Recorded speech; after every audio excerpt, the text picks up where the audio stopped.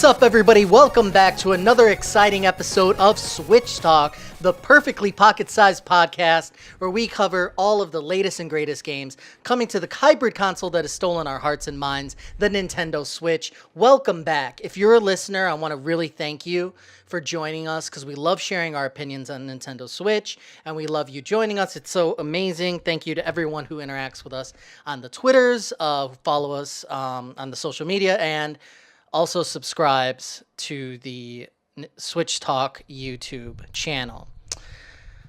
Ladies and gentlemen, on a momentous occasion, we've watched,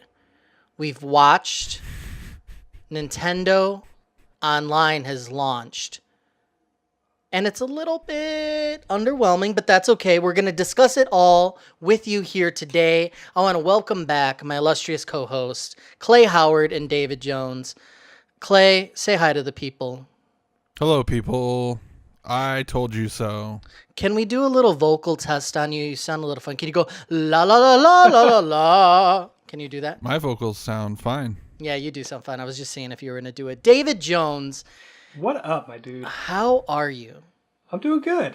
Now, I'm doing fantastic. The NES games by far are the highlight that are offered with Nintendo Online. It's the bread and butter of what they're offering, really. I mean, they're lacking some online play, save for Fortnite and some unannounced titles that will not require Nintendo Online to play multiplayer online. But at least we got these NES games, right? Heck yeah. Dude, I think it's awesome. Are you super? At least the NES part. How do you feel about it? Are you super psyched? Are they keeping you warm at night? What's going on? Tell me. Let's talk about it. Let's talk all about it. Talk all about it. No, I was initially like a little skeptical just because I hate the idea of a subscription service for a virtual console because I wanted to buy them all a la carte. But just suddenly, upping my subscription, going into that app, and then having just 20 NES games just sitting there to play with, like, I don't know, it was just kind of almost a magical nerd experience just to be able to go through them, play them all, get online, and play stuff that I hadn't played with people since the couch co-op days, and be able to play that with another human being after all these years. And I don't know, I thought it was just really cool and just brought back a lot of like positive memories. And yeah, it's just NES games, but to me that if there hadn't been that, then I think the Switch, having the Switch online service be paid would be a little sketchy. But I feel for the price that it was, which is less than half of every other competitor, library of NES games, cloud saves, I'm okay with it. I like it. Yeah, it's fine. Absolutely. I mean, for the price point, I mean, it's been said a million times, but you feel silly kind of complaining about it. But it's the cost is negligible, really, for $20 a year. They came out with the family options and the details on that at the last minute. We found out a little bit about potential for game sharing.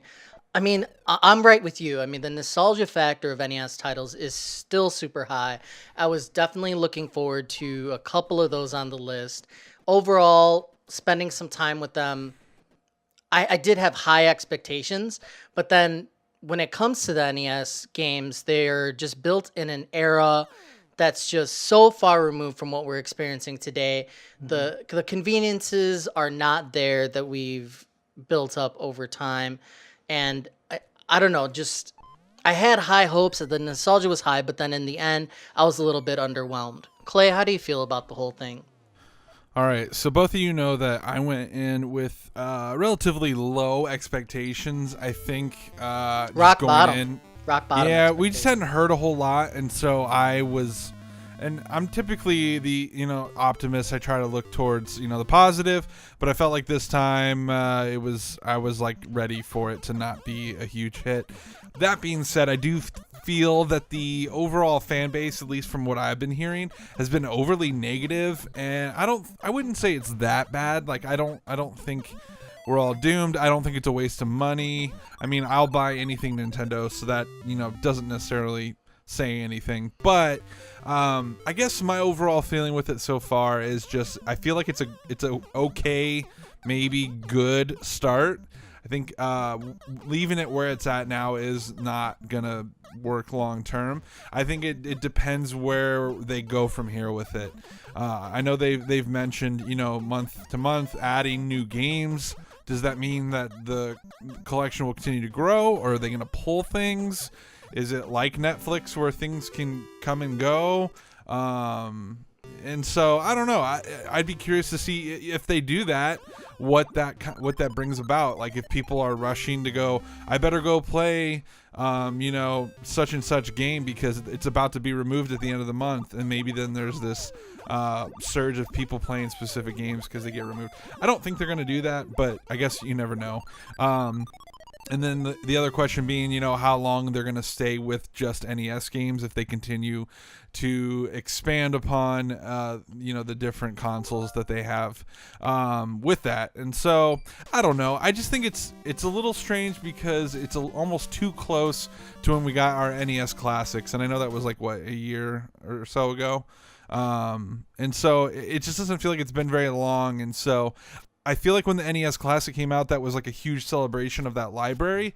And then all of a sudden we're like back celebrating that library again. So, which is fine. I mean, there's different games. There's games, I think, on this one that you can't play on the NES Classic or vice versa. And so, I don't know. I think it just feels like there's been a lot of emphasis on this library in recent years. But I mean, this is kind of where you start. It's the first big console for Nintendo. So I understand that. Like, I get that. It makes sense.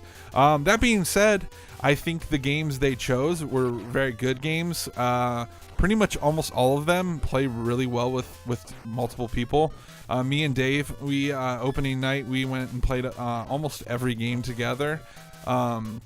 Not too many of them are games where you have to take turns, so a lot of it is playing together at the same time, which I was actually kind of impressed because some of them I forgot, like, oh yeah, you could play this with friends. So they maybe, picked certain games on the get-go, kind of pushing towards what can people play together at the same time, because I don't know, I'm not a huge fan of sitting around watching other people go and then it's my turn, and so it's nice if two people can play at the same time. So I really liked that about it.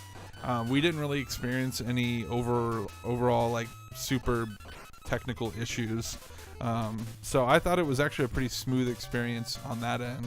So that's good to hear that there's not too many, hiccups with the multiplayer online play. Then again, I don't know how intensive an NES game would be. I think it's very important to be real about how uninformed we are generally as consumers on some of these things. What does it take to maintain and build an online infrastructure? We don't know. A majority of people that I interact with, just friends and other, podcasters and things, I don't think truly know. One of the questions that I brought up are, that this idea of going a little more in depth of what are we paying for? There's not dedicated servers. There aren't for, many games. So it's all peer-to-peer. But what does it mean that we're actually paying for then? Like, once you get a infrastructure up, or what it takes to get multiplayer online going, is there maintenance? Are you constantly improving? Does it scale as it grows, and there's costs associated with that? We just don't know. One of the things related to that is, what does it take to get an NES game ready to go on Switch? And when you boot up the games, you have the CRT option, Pixel Perfect or 4x3, and there's something to that. I've read a couple articles about Pixel Perfect, how it did take some doing to get the original experience to go onto a modern screen, just the way that goes. And you can see the differences if you cycle through, it's just, there's a lot of unanswered things. More information changes the conversation of it, whatever you're talking about. So I think there's a lot of things unanswered. The first thought that comes to my mind when you said that the 20 initial games were strong or good is they are big names. Again, you got Mario 3 on there, the Legend of Zelda, like a couple, heavy hitters of that time. But I walk away unimpressed because it feels, the more I think about it, like Nintendo is going to be milking it dry and slowly trickle out things again. And it doesn't feel good to me in this day and age when you have something like Game Pass out there that's, again, a little more expensive, but just the offerings that the other platforms have for these services are just gigantic. And it's like, here's 20 games from NES. It's like, are we gonna see Game Boy Advance, the N64 eventually, SNES, like all that? We don't know, probably eventually. But how slowly could they possibly be trickling out if the launch to get people excited is 20 games? Like, it's odd to me. There's gonna be more games every month, and they already have a schedule up. And honestly, this is way faster than they've done it in the past with Virtual Console, where we started That's with sad. like 5 games, and then we got them That's like incredibly one every sad, month. man. Yeah, so this is much faster rate, and I think a lot of probably what the service, like we say, what are we paying for? I think the two things we're really paying for here is licensing for third-party games and the cloud storage. And How expensive could that Right. be? Licensing a third-party game that's selling off the shelves anywhere else right now. It's literally, Right, but it's literally still a like nature game. okay. We went from obviously having to pay these to like just pay $20. Like we were paying like $5 per game on Wii U, and think of how much that is kind of a savings. And it's not even a monthly fee; it's a yearly fee. So it's not like Game Pass. It's like I pay it once a year and then I forget about it. It's much less intrusive. And I think in a year's time, the library is going to be much bigger. And I'm hoping to, like, I know there's concern about games being pulled off. Just from what Nintendo's done in the past, I imagine there might be one or two, same how it was with the Virtual Console, but I don't think it's going to be, large rotations of games coming off. I think they're probably going to stay on there fairly long, and especially the first party stuff I don't think is going anywhere ever. That stuff will probably always be there. Yeah, to me it's fair for the price. Yeah, it kind of sucks. I think the way they rolled it out, because they gave everyone it for free and then they took it away, even though they were upfront with it, like, hey, this isn't going to be free for very long. You're essentially on an extended free trial, so don't think that this is normal. Let me ask you Right. this really quickly. Right. Just quick fire, okay? Rapid fire for you, David, really quick. Do you think that there's going to be another 20 games added by the end of the year? How many months are left? What is 3. this? 3? Maybe Well, not quite, but I think depending how probably you close count. to it. October, November, December. Because the list is up. I would have to count. Like, that isn't a question. You can literally There's an go and look at expanded the list at this time for Yeah, what's there's coming. I think there was around about like 5 games or so, 4 or 5 games every single month. Where we're gonna be Oh, added okay. in So, the year. so that's what they're putting out there right now, about 5 a month. Yeah, and it's gonna. And my understanding is it is going to be like every month, but they have the list until the end of the year. But it's kind of implied that it's going to keep going past that, so every month there'll be new stuff added, and this is just sort of the start. See, And you're Tony, you say that's milking it dry. I don't really see it that way. Yeah. I think that's giving it life, giving it sustainability. That each month there's something new to come back to bring you back, and keep checking in to see what gets added. As long as they stick with it, I don't see that as milking it dry, and I that's why I understand them only having 20 games up front. Is you got to leave the library some room to grow. They didn't put Metroid on there, and they left out some other bigger titles, and they really focused on the really obvious big names, Zelda, Mario's, and then they did a lot of multiplayer online ones, and so I feel like they've left room for that library to grow over the next, I don't know, 6 months or so, maybe. Well, Game Pass, for instance, is very appealing to me, launching with, I think it was 100, maybe more games. I forget what it's at currently sitting, but there's just a slew of stuff out there, right? So I am not going to I'm not going to give Nintendo the benefit of that argument, because there's other services that are launching with way more and with a legacy that's way shorter, going back to they have Xbox original OG Xbox 360 But Tony, on there. Game Pass is also $100 more per year. If you add that. Oh up. right, no, giving them even the price consideration. The reason I say that is I'm done with these games after the majority of them, and that's kind of what I want to get to next. I'm done with the games. I'm not going back to 75% of these I'm done with. I tried them all. Some played a lot better than others, and it's just there's not a whole lot there at all. I mean, let's be real here. I will play through Mario 3. I really love that. I think I'll also do Super Mario Brothers again, and I'll attempt The Legend of Zelda with a decent playthrough. How is your guys' time? Like, how much time do you see yourself being placated or, okay with this? Like, with this, or even, going on 5 games a month. For me, NES games just don't have the legs. I think you play them for an hour, and then how many times are you going to come back to Balloon Fight? It depends on the game. Just having them all there, I think, adds value. Just from past experience, I almost might have spent equal time on the Wii U with the classic games as opposed to the new ones. And I've already probably sunk like 4 or 5 hours into playing NES games since it launched. And I always, like, sometimes if I don't know what I want to play, hey, I want to play some Mario 3 or some Super Mario Brothers or something like that. It's just quick and fun. And as the service grows, I think it's always going to be one of the biggest things that I go back to, these, classic games, when I don't have a big game that I'm playing through, or I need a break from the big game I'm going through. Why not fire up some NES or Super Nintendo games, which are almost assuredly coming because they pretty much said they were. I really hope so. Way back when it was first announced, they straight up said Super Nintendo was coming, and then they just never mentioned anything again. So I would love some SNES. Yeah. You know what I'm saying? Yeah, I mean, they have the emulator from the NES Classic, and from what I understand, the emulator in the application is literally the same one from the NES Classics. They just ported it over. So I would be extremely surprised if the NES games aren't next year. My thought is that they'll probably they have the schedule all the way till next year, so they're probably going to roll out that, and then sometime next year, maybe around the time when everyone's subscriptions are almost up and people are like, hey, should I re-up? Hey, guess what? Super Nintendo, and then everyone's going to re-up.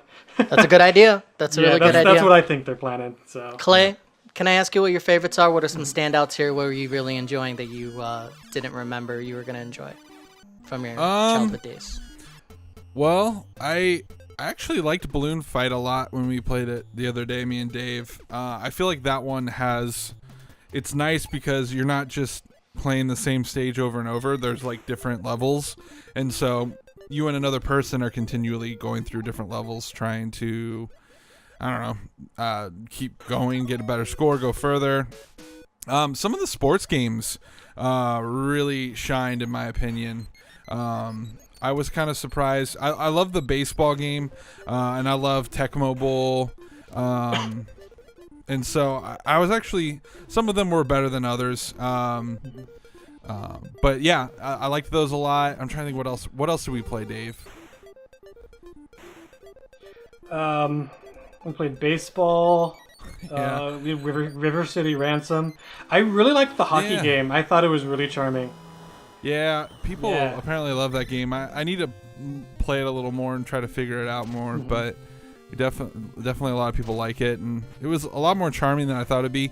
Dr. Mario is a great 2-player game. I was really enjoying playing that, and I'm not usually a huge puzzle person, so and then we liked our classic Mario Bros with the pipes and everything. I thought that was pretty cool. Right. So yeah, Mario and Mario 3. Like, I had a lot of fun playing co-op Mario 3 with another friend, and we did it for maybe about a couple hours, just taking turns, like the old couch co-op days, playing through the levels, and that's surprisingly still just a lot of fun, even just watching someone else play, teasing them when they die over the voice chat, and it's just, I don't know, it brings back a lot of memories of how co-op used to be. The good old days. Yeah, the good old days. I gotta agree with you. I think the standout surprise was Balloon Fight. The mechanics were great. I remember having some time with it, when I was a kid, but I just think it holds up really well. It felt like one of the more fair games. A lot of these games just suffer from just a basic control standpoint where it feels like it's fighting you and it kind of diminishes the fun, but Balloon Fight definitely stood out to me. Of course, Mario 3 holds up incredibly well. That's the one that I've spent the most time with. I think I went to World 4 or so and stopped. Super Mario Brothers as well, and I was really looking forward to ice hockey and wanted to play online next, but I played alone and I found the controls really frustrating and not responsive. Now, I'm not sure if that's the game, or I have heard some things about there being lag issues. Were you playing online? No, I was not. I was playing just me.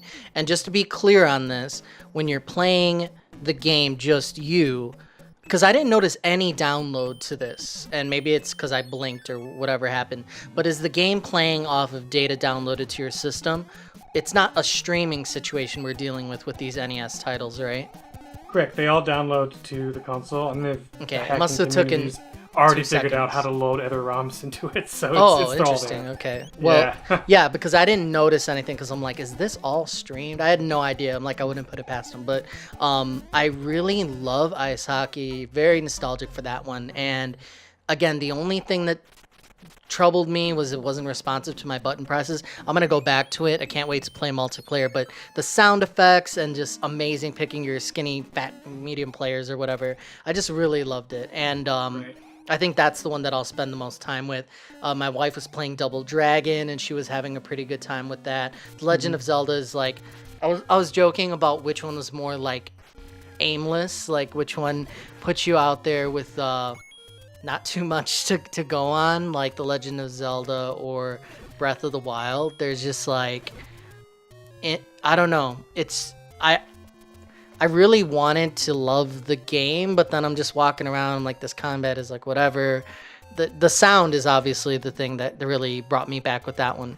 Can I ask really quick before I forget who won the games that you guys played? Who won baseball between you two? Did you finish the Dave game? did. Yeah, I won baseball. Mhm. I think It's I did the frustrating. Yeah, I got farther in Mario, and I beat you in baseball, but I think you beat me at everything else. I must Pretty be much. missing something. How about Tecmo Bowl? Did you guys play that together? Yeah. A little bit. It's not my favorite. I know a lot of people really love that game, but I don't thought it was understand fun. it. I'm not getting it. I think if you sat down and told me the controls, I was surprised that there wasn't a like a option before you start the game or even after to like view the old manuals, just like a scan. That would be a pretty awesome little touch that I didn't Yeah. see. Very helpful too, considering like a lot of this era didn't go with traditional tutorials.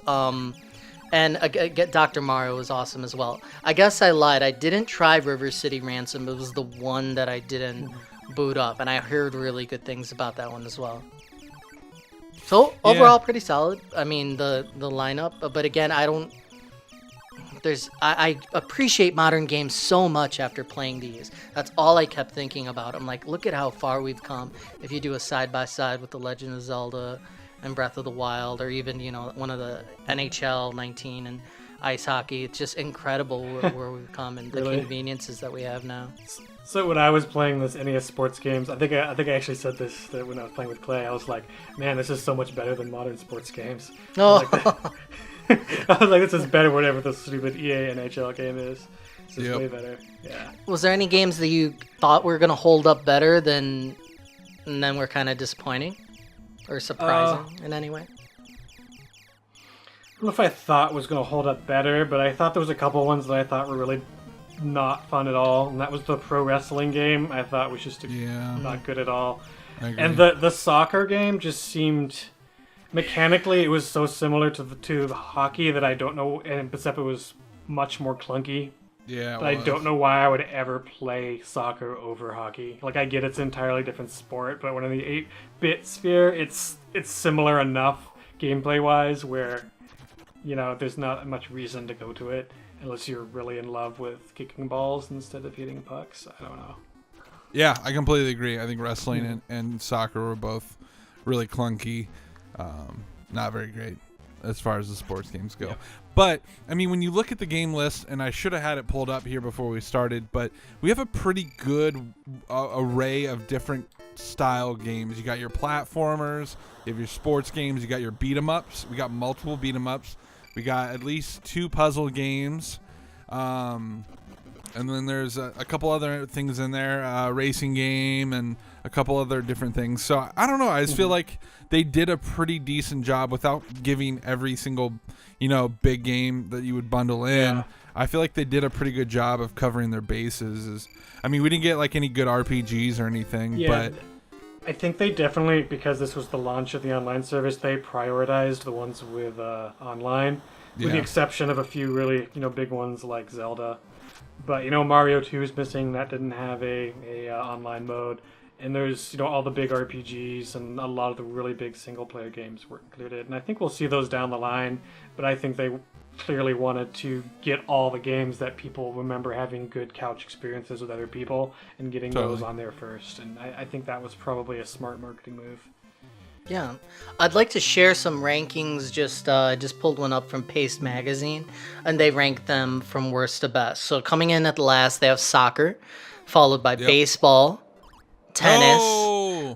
I have no idea how anything is above tennis. Oh, tennis is god awful. I forgot about that one. That one was bad too. It's god awful.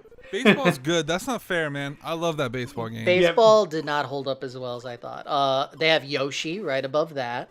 Donkey Kong, I think that should be higher. I found that very enjoyable, especially considering that I have the dexterity now as an adult to understand what I'm supposed to be doing. Double Dragon, ice hockey, that's criminally low.